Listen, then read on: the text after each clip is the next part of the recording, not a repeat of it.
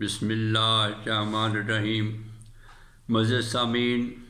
شیطانک parliament کے حوالے سے آج والیوم نمبر 3 اور موضوع گفتگو ہے بازبان شیطان فرقہ واریت۔ اللہ نے اپنے کلام پاک میں فرمایا تنبیہ کے طور پہ کہ گزشتہ امتوں کی طرح پھٹ نہ جانا، پھر یہ کہا کہ فرقوں میں نہ بٹ جانا۔ ایسا محسوس ہوتا ہے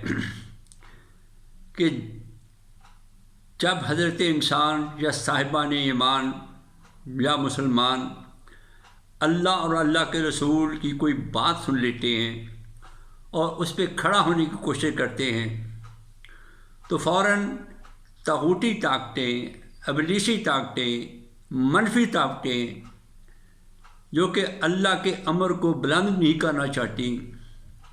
وہ غالب آ جاتی ہیں اور اس حکمت کا، اس اصول کا، اس حکم کا رخ موڑ دیتے ہیں۔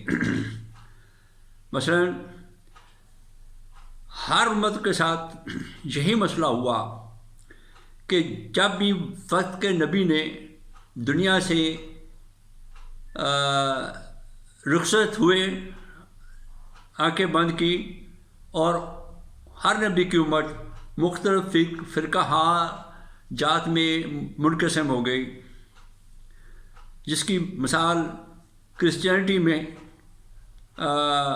پروٹیسٹنٹ اور کیتھولک ہیں، اسی طرح جوز میں بھی ہیں، اور یہی حادثہ مسلمانوں کے ساتھ ہوا، فرقوں میں بٹ گئے۔ اسی ضمن میں شیطان اپنی کمیونٹی سے یوں مخاطب ہے: اے قوم ابلیس، میں نے روز اول انکار سجدہ کے دن اللہ کے دربار کے روبرو ایک دعویٰ کیا تھا کہ یہ آدم ذات اس قابل نہیں ہے کہ اسے سجدہ کیا جا سکے، اس کو خلیفۃ اللہ بنایا جا سکے، اس کو اے میرے پروردگار تیری ذات کا نائب مقرر کیا جائے، اور انہیں بھٹکانا، ورگلانا میرے دائیں ہاتھ کا کام ہے۔ بس قرآن نے اپنی حکمت کے تحت اے قوم ابلیس ہر چیز کو حضرت انسان کے لیے واضح کر دیا، اور اس آیت میں یہ واضح کیا اور تنبیہ کی کہ گزشتہ امتوں کی طرح پھٹ نہ جانا، فرقوں میں نہ بٹ جانا۔ آپ کے لیے خوشخبری ہے اے قوم ابلیس کہ ہم نے امت مسلمہ کو بھی نہ صرف پھاڑا، نہ صرف فرقوں میں تقسیم کیا، بلکہ تقسیم در تقسیم کا عمل یہ جاری ہے۔ مذہب پہ آئیں تو وہ شیعہ، سنی، دیوبندی، بریلوی، اثنا عشری، زیدیہ، اہل حدیث، تقسیم در تقسیم، تقسیم در تقسیم۔ اگر قومیت پہ آئیں، پنجابی، پٹھان، سندھی، بلوچی، تقسیم در تقسیم۔ قومیت سے ہٹیں، ذات پہ آئیں، رانی، راجپوت، سید، شیخ، وہاں سے فرصت ملے تو معاشرتی بنیادوں پر بھی ہم نے تقسیم کیا کہ ایک معاشی برادری تمہارے باپ ابلیس کی کاوشوں سے ہی وقوع پذیر ہوئی کہ جو غریب کو نفرت کی نظر سے دیکھتی ہے، محنت کرنے والے کا اجر ادا نہیں کرتی، اختیار ملے تو اختیارات سے نجائز فائدہ اٹھاتی ہے، اور صاحبان تقویٰ کو بیوقوف سمجھتی ہے۔ گویا کہ ایک قوم ابلیس ہر لحاظ سے یہ فرقہ واریت ہو